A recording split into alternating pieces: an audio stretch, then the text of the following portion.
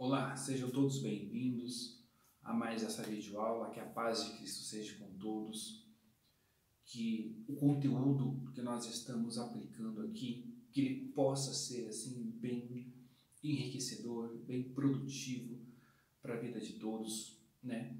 E que nós estamos falando de algumas leis espirituais, né? Falando sobre sabedoria aplicada, dando exemplos, né?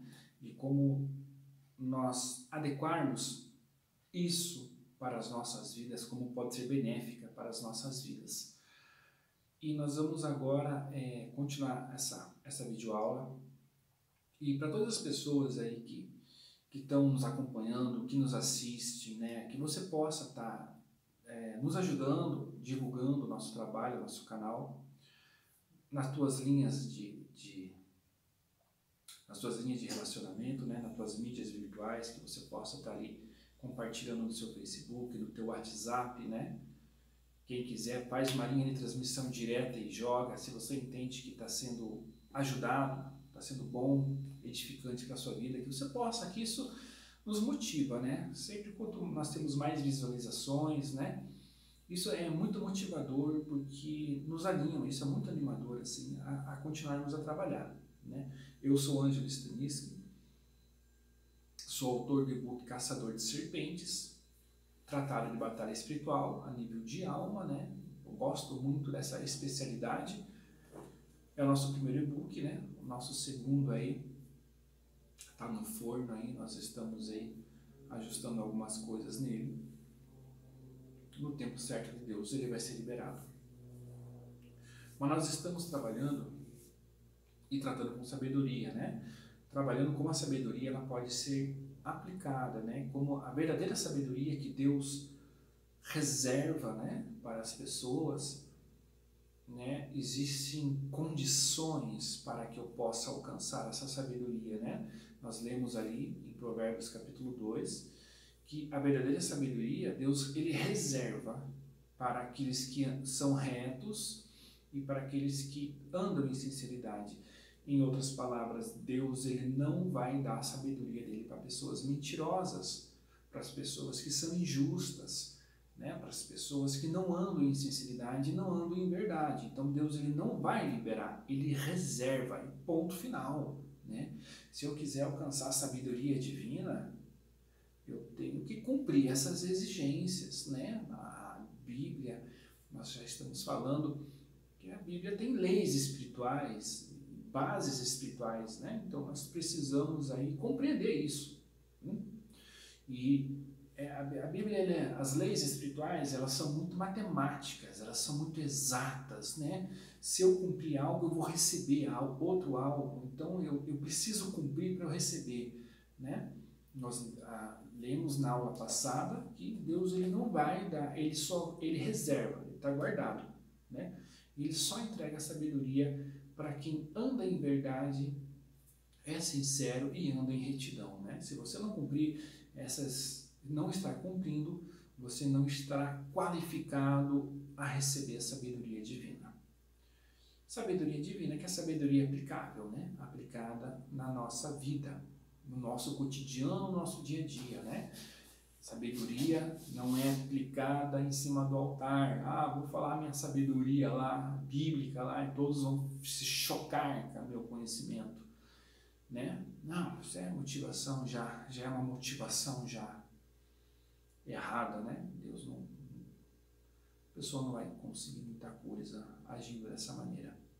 Nós vamos dar um segundo exemplo agora de como a sabedoria ela pode ser benéfica, né? Já lemos ali também em Provérbios 3 que a prosperidade, né? A prosperidade ela é um resultado da sabedoria aplicada. Ponto final, né? Então a verdadeira prosperidade que Deus tem para nossas vidas, nossa linha de plano de conquista em plano terra, é fruto de sabedoria, é fruto de sabedoria aplicada. E existe um exemplo clássico na Bíblia, que para mim é uma das histórias mais lindas que existe e que nos ensina isso muito bem, de uma maneira muito clara, que é a história de José. Eu quero convidar todos a abrir a palavra de Deus no livro de Gênesis, capítulo 41.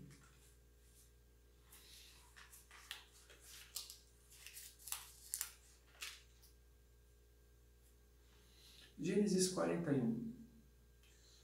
Como é um capítulo um pouco extenso, nós vamos abreviar um pouquinho, né? Todos nós já conhecemos um pouquinho a história de José e sabemos como José ele foi vendido pelos seus irmãos para o Egito, né? Ali no Egito ele foi trabalhar na casa de Potifar e houve uma situação ali onde a esposa de Potifar, ela, né, se insinuou para José, né, queria deitar-se com ele. Ele falou, não posso pecar esse pecado contra Deus, né? Isso significaria que José já demonstrava esses elementos de retidão, né, elementos de sinceridade, né? Potifar, olha que interessante, Potifar poderia mandar matá-lo, né? Manda matar José, ele tinha poder sobre um escravo hebreu, era mais justo, e ele tinha mais José, mas Potifar não mandou matar José, apenas mandou para a cadeia. Por que será, né? Eu acho que no fundo, Potifar sabia muito bem quem era José e que José seria incapaz de fazer uma coisa dessas.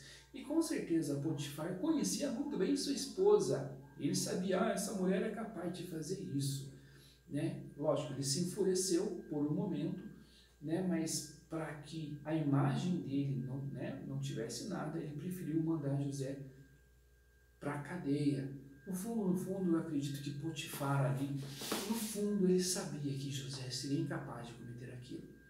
Eu acredito por isso que, né, foi preservada ali a sua vida. Chegando na prisão, José, o Espírito de Deus era com ele, a graça de Deus se manifestou ali, fazendo com que José achasse graça aos olhos de outras pessoas, né? E nós vamos entender que a sabedoria ela vai fazer isso, né? A sabedoria vai fazer com que a pessoa seja bem vista, né? Porque a sabedoria vai fazer com que a pessoa seja notável, né? E vamos entender uma coisa aqui, né? Haviam dois homens presos ali também, né? No cárcere. Um era o padeiro de Faraó, o outro era aquele que servia bebida na mão de Faraó, né? O copeiro. E os dois tiveram um sonho, né? O padeiro teve um sonho, o copeiro teve o outro. Na mesma noite eles ficaram inquietos, né? E então José ali, demonstrando ali sabedoria de Deus, ele revelou, José ele tinha o dom, né? Ele tinha o dom ali de interpretação de sonhos, então interpretou. O padeiro foi morto e o copeiro foi restituído. O copeiro também se esqueceu de José, né? José pediu um socorro ali, pediu para que o copeiro pudesse interceder ao Faraó por ele, mas acreditamos que isso também é um tempo de Deus e José ficou guardadinho ali mais um tempo. E até que chegou um tempo em que o Faraó teve um sonho, né? Aquele sonho que é muito clássico, né? Todos nós já lemos a Bíblia várias vezes e sabemos que o sonho de Faraó, ele dizia no sonho, né? Que ele via 7 vacas gordas subindo do rio. Depois as 7 vacas vinham gordas, vinham 7 vacas magras e devoravam as 7 gordas, né? Faraó voltou a dormir, teve um segundo sonho sobre as espigas de milho ali, que ele via brotar 7 espigas boas, depois 7 espigas mirradas, essas mirradas devoravam as 7 boas, né? E Faraó chamou todos os astrólogos, todos os magos, os encantadores, né? Todos ali que tinham espiritualidade para tentar decifrar, e nenhum deles decifrou. Pôde dar interpretação ao Faraó. Isso lhe incomodou. Até que o copeiro falou, faraó, me perdoe, né? Ó, tem um jovem hebreu ali, chamado José, né? Ele interpretou os sonhos, ele pode ali interpretar isso para o faraó. O faraó mandou chamar José, vem José, vem cá, quero conversar com você. E José se apresentou. E faraó falou para José, né, os sonhos que ele teve, e ele disse, ninguém me interpretou, mas ouvi dizer de ti que você pode dizer essa interpretação. Vamos então, né, sabendo disso, resumidamente, se você quiser ler e precisa ler, vá para Gênesis, a partir do versículo 41, que essa história está bem detalhadinha aqui, né?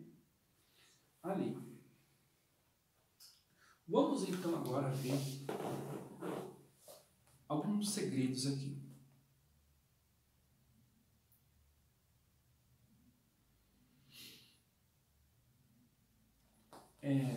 Gênesis 41, a partir do versículo 15, né? Disse Faraó a José, eu tive um sonho e não há quem interprete. Ninguém me respondeu. De todo mundo que eu tenho aqui, esses encantadores, magos e astrólogos, e com certeza eles eram pessoas capacitadas, mas há um segredo nisso, tá? Eles eram pessoas capacitadas, mas não conseguiram desvendar da interpretação do faraó. Disse Faraó a José, eu tive um sonho e não há quem interprete, mas de ti ouvi dizer que, ouvindo contar um sonho, podes interpretá-lo. Respondeu José a Faraó, isso não está em mim, mas é Deus que dará uma resposta de paz. Olha como José reconhecia Deus à frente dos seus caminhos, né? José poderia se tornar soberbo, né? Orgulhoso. Não, eu sou bom mesmo, pode falar que eu bato no peito, eu faço acontecer. José tinha humildade, né?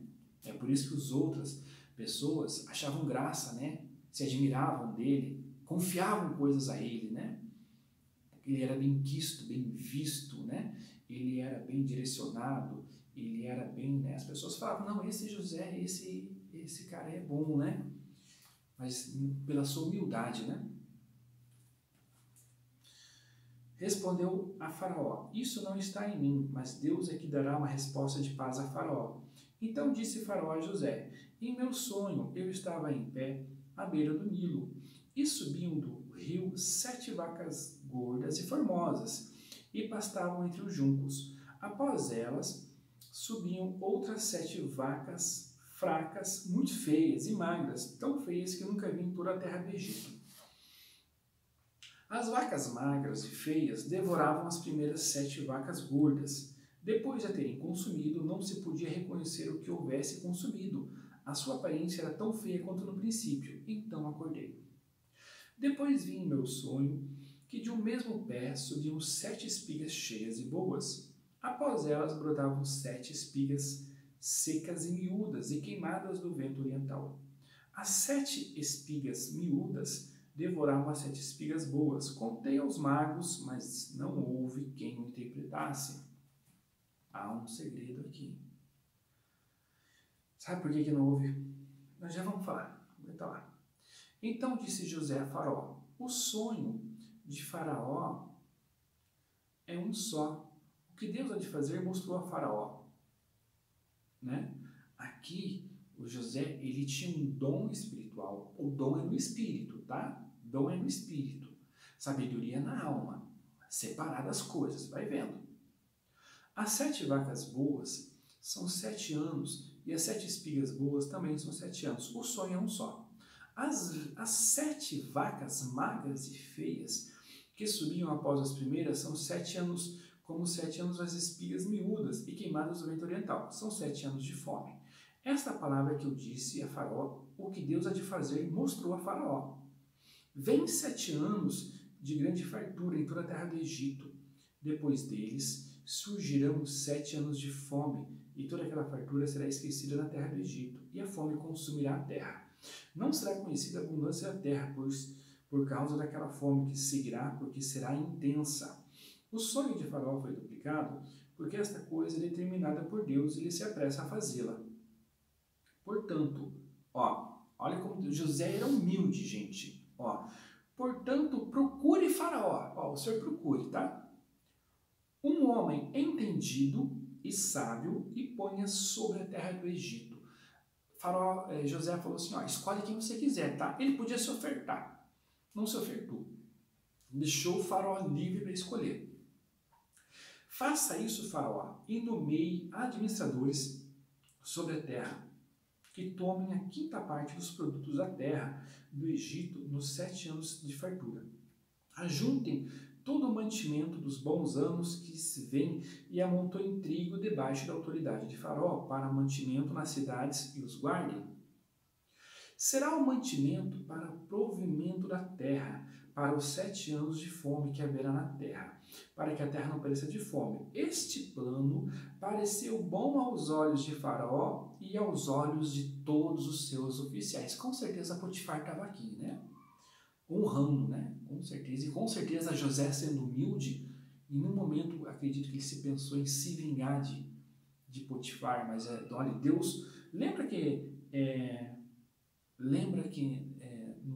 na aula passada nós falamos que a própria sabedoria é escudo e defesa, a própria sabedoria vai te defender. Eu tenho certeza aqui, ó, que nesse versículo 37, ó, este plano pareceu bom aos olhos de Faraó e aos olhos de todos os seus oficiais. Com certeza Potifar estava aqui. E com certeza a sabedoria estava defendendo a honra de José aqui, né? Onde José não podia se defender, não podia fazer nada, a própria sabedoria foi seu escudo. Olha Deus defendendo o seu servo aqui, né? Por isso que eu falo, né? Não precisa se justificar, correr atrás, estão manchando minha imagem, vou ter que provar que isso é mentira. Para com isso. Se você tem sabedoria, Deus vai te honrar, Deus vai ser teu escudo, a própria sabedoria vai te proteger. Perguntou, pois, esse plano pareceu bom aos olhos de Faraó e aos olhos de todos os seus oficiais. Perguntou, pois, Faraó aos seus oficiais, acaso acharíamos um homem como este em que haja o Espírito de Deus? Olha que interessante. Primeiro, Faraó falou assim, encontraríamos um homem como esse em que haja o Espírito de Deus? Aqui, Faraó está reconhecendo o dom espiritual, o dom no espírito, a interpretação dos sonhos, né? Foi um dom espiritual. Mas como José ele teve a interpretação do sonho e ele já deu a solução para o problema, onde está a solução para o problema? Está aqui no versículo 35. Ajuntem todo o mantimento dos bons anos que vêm e aumentou em trigo debaixo da autoridade de Faraó para mantimento nas cidades dos guardem. A sabedoria dando resposta, a sabedoria dando solução, a sabedoria dando estratégia. Será o mantimento para a providência da terra, para os 7 anos de fome que haverá na terra do Egito, para que a terra não pereça de fome. Então, a sabedoria, ela é aplicada a nível relacional terra, e o dom, ele foi aplicado na interpretação do sonho, né? Mas a sabedoria, ela dá resposta. Perguntou, pois, Faraó a seus oficiais, acharíamos um homem como este, em que haja o Espírito de Deus? Primeiro ele reconheceu o dom. Esse cara tem Deus, hein? Esse cara tem Deus de verdade, Depois disse Faraó a José, visto que Deus te fez saber tudo isso, ninguém há tão entendido e sábio como tu. Então ele reconheceu a sabedoria. O Faraó, ele reconhece o Espírito de Deus em José e ele reconhece a sabedoria e entendimento. O dom de José foi para interpretar os sonhos, mas a sabedoria foi para dar uma solução para a terra do Egito. Então, isto é algo que o próprio Deus, o homem que porta a espiritualidade e a sabedoria, ele vai ser próspero. Por que ele vai ser próspero? Porque ele vai receber insights de Deus, né? Aquela solução para aquele problema ali que está causando, Deus vai usar a sabedoria, manifestar a sabedoria para dar solução para aquele problema. E a sabedoria em José foi para dar solução para um problema de fome na terra do Egito. E olha como a sabedoria foi tão linda que ela se manifestou de uma maneira não tão natural e tão estratégica, né? E foi uma palavra de sabedoria. Isso aqui nós chamamos, isso aqui é chamado palavra de sabedoria. A palavra de sabedoria é aquela palavra que vai destravar as coisas no plano terra. Né? A palavra de sabedoria, ela começa aqui, ó. Ela começa no versículo 34. A palavra de sabedoria. E como a palavra de sabedoria está relacionada com a terra, com pessoas, com relacionamento, com estratégias terrenas, né? Ó, faça isso, Faraó, e nomeie administradores sobre a terra que tomem a quinta parte dos produtos da terra do Egito nos 7 anos de fartura. Ó, pega 1/5 de todo o ano e guarda, amontoa, né? Para isso vai ser providência aí, provisão por 7 anos de fome. Isso é a palavra de sabedoria. Olha como a palavra de sabedoria libera, né? Destrava as coisas no plano terra. E Faraó reconheceu isso, né? Ó, perguntou, pois, Faraó a seus oficiais: acharíamos um homem como esse em que haja o Espírito de Deus? Reconheceu o dom, né? Depois disse Faraó: visto que Deus te fez saber tudo isso, ninguém é tão entendido e sábio como tu. Tu estarás sobre minha casa, e por tua boca se governará todo o meu povo. Somente no trono eu serei maior do que tu.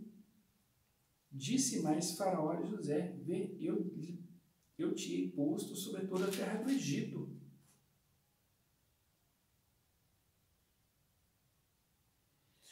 E a confiança, porque José tinha o Espírito de Deus, José tinha sabedoria, né? E quando chegou todo o povo ali, uma coisa muito incomum que aconteceu. Aconteceu com Potifar, aconteceu com o chefe dos carcereiros e agora aconteceu com Faraó. Todos eles confiavam em José, todos confiavam, né? E algo incomum que aconteceu com esses três está escrito aqui no versículo 55 do capítulo 41. E começaram 7 anos de fome, como José tinha dito. Havia fome em toda a terra, em todas as terras, mas em toda a terra do Egito havia pão. Quando toda a terra do Egito começou a ter fome, clamou ao povo, a Faraó por pão. Então disse Faraó a todos os egípcios: ide a José, e o que ele vos disser fazer. Então a confiança de Faraó em José era tanta confiança, e que os três, né? Os três entregaram ali. Tudo. Vai para José. Eu confio que as decisões dessa pessoa, né, são certas, são sábias, né? E por quê? Porque esses homens, Potifar, o chefe da guarda dos cárceres ali, né, que entregou tudo na mão de José, e tanto Faraó viam que em José havia retidão, sinceridade e humildade. E isso são os elementos básicos para que a pessoa alcance a sabedoria de Deus. Agora vamos fazer uma pergunta. Essa pergunta para mim é chave, né? Por que Faraó chamou todos os seus magos, os seus astrólogos, né? E eles não puderam interpretar? Por que será, né? Por um simples motivo. Porque eu acredito, na minha opinião, que Deus, ele quer privilegiar os portadores da sabedoria. Aqueles que têm sabedoria de Deus, o próprio Deus, ele quer privilegiar. É por isso que Deus, ele reserva a sabedoria para os retos, para aqueles que andam em sinceridade, porque é uma espécie de recompensa. É como se Deus falasse assim, ó, aquelas pessoas que portarem a minha sabedoria, eles serão destacados naturalmente entre todos os demais, né? E Deus, ele destacou José diante de todos os astrólogos do Egito, né? Um homem que estava no cárcere, ele foi destacado acima de todos os astrólogos, né? Acima de todos os magos. Com certeza aqueles magos, aqueles astrólogos sempre vinham com uma conversinha afiada ali para Faraó, para tentar alcançar um objetivo, alcançar uma posição, né? Tentar garantir uma posição. Então Deus, ele tira alguém do cárcere e eleva somente abaixo de Faraó, E a própria palavra de Deus depois nos ensina que era tanto o reconhecimento que Faraó tinha por José, que o próprio José falou assim para o seu pai, né? Olha, Deus me colocou como pai de Faraó. Em outras palavras, né? O Faraó ele me tem como um bom conselheiro, como alguém que encaminha na direção certa, né? Assim como um pai cuida de um filho, eu cuido do Faraó dessa forma. Então, o próprio José falou isso para o seu pai, né? Seu pai Israel ali, quando ele veio da terra de Canaã. Então, Deus, ele tem assim, ele quer destacar os seus filhos. E a sabedoria de Deus, ela vai fazer com que uma pessoa seja destacada naturalmente acima de todos os demais, né? E isso é algo que Deus, ele reserva e preserva muito. Se nós olharmos o que aconteceu com José e o que aconteceu com Daniel, Daniel também foi a mesma coisa, né? Daniel, por causa da sua sabedoria, ele foi destacado acima de todos os demais ali de Nabucodonosor, né? Então, da mesma forma como Nabucodonosor também teve um sonho e não houve quem interpretasse, né? E ali foi Daniel ali e interpretou. Em outras palavras, assim como esse mistério ele ficou fechado, né? Para os magos e astrólogos do Egito, né? Eles não puderam interpretar. Somente Daniel, somente José interpretou. A mesma coisa se repetiu ali em Nabucodonosor, que era na Babilônia, que havia muito mais encantadores, né, muito mais astrólogos, e nenhum deles também puderam interpretar, porque aquele mistério ficou fechado ali para o plano, para os astrólogos de Nabucodonosor, e foi revelado em Daniel, né? Então, olha como Deus ele privilegia os portadores da sabedoria de Deus. Olha como a própria sabedoria não vai te elevar numa ascensão indevida, né? Mas como a própria sabedoria vai te fazer crescer.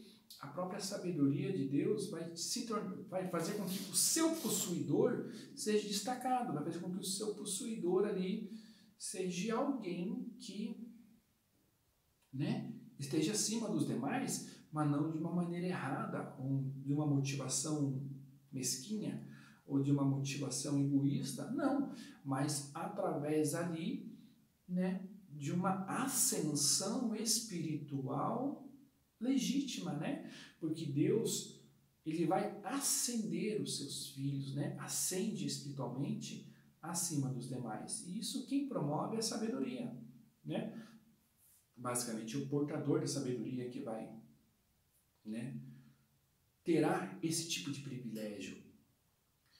E como a pessoa, o portador da sabedoria, ele anda em retidão, ele é sincero e ele tem características de humildade, então esse portador de sabedoria, ele pode ser colocado em qualquer lugar. Deus, ele tem a garantia de elevar este filho em qualquer posicionamento, que mesmo naquele posicionamento ele não vai se perder, né? Não vai se permitir ali o orgulho, né? A soberba, né? A injustiça. Então, o coração do crente ele precisa ser preparado para ele poder ascender espiritualmente, ser destacado acima dos demais, mas dentro de uma caminhada espiritual, né? É o próprio Deus que eleva, né? E nós olhamos aqui em José que as circunstâncias externas não importam, né? A circunstância externa, né? Nosso amigo José ali, nosso irmão José, né? Ele estava ali no cárcere, né? E Deus o tira e o eleva somente ali entre os príncipes, somente abaixo ali de Faraó. E é isso que a sabedoria nos dá, né? É isso que Deus ele nos quer privilegiar, né?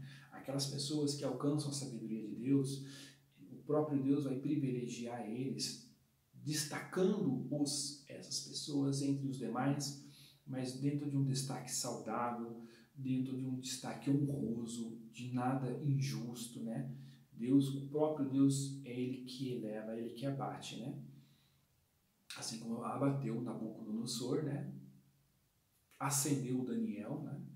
E ascendeu a José também espiritualmente ali. Então a sabedoria é para isso. A sabedoria, ela nos dá soluções para o plano terra.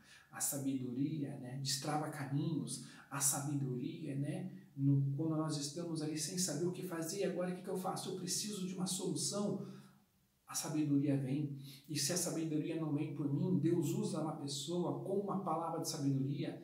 E essa pessoa de palavra de sabedoria aí, né, nos ajuda. Aconteceu isso comigo, né? Eu estava assim preocupado com uma situação, andava inquieto, comentei com uma amiga minha e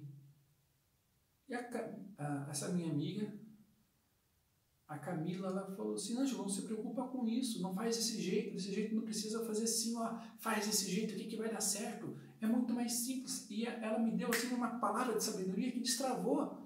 Ela me deu a solução, né? Então, isso é muito importante, porque às vezes eu não tenho a palavra de sabedoria e Deus utiliza uma outra pessoa, então nós temos que respeitar, né? E dentro de uma casa cristã, de uma egrégora, né? De uma casa espiritual, e nem todos têm sabedoria, né? Mas aqueles que têm sabedoria, né? Se a pessoa não escuta aquele que tem sabedoria, aquela casa vai perecer. Nós vamos entrar numa aula prática não, né? Um pouquinho mais sobre isso agora, tá? Como a sabedoria pode ser benéfica para dentro da sua igreja, tá certo? E nós vamos entrar nessa terceira aula, acredito que vai ser um vídeo curto, mas vai ser aí para benefício, tá bom? Se você tem nos acompanhado, né? Acompanha nosso canal, né? Se inscreve, isso é importante, dá teu joinha, ativa as notificações, compartilhe, né, essas nossas videoaulas com seus amigos, com certeza vai ser benéfico para muitos, né? Nas tuas mídias sociais, suas redes sociais, se você puder estar compartilhando, isso vai nos ajudar muito, tá bom? Eu sou Ângelo Staniski, autor do e-book Caçador de Serpentes, tá no link da descrição. Se você quiser adquirir por um preço bem acessível, você vai estar adquirindo e se enriquecendo mais ainda, né, de espiritualidade genuína. Amém? Fiquem todos na paz de Cristo. Muito obrigado por vocês terem acompanhado. Nos ajudem a divulgar nosso trabalho, que com certeza isso é muito motivador para as nossas vidas. Vamos agora para a terceira videoaula de como aplicar sabedoria dentro da tua igreja, né? Que vai ser algo simples, vai ser bem joinha para você, tá bom? Fiquem todos na paz de Cristo e até a nossa próxima videoaula.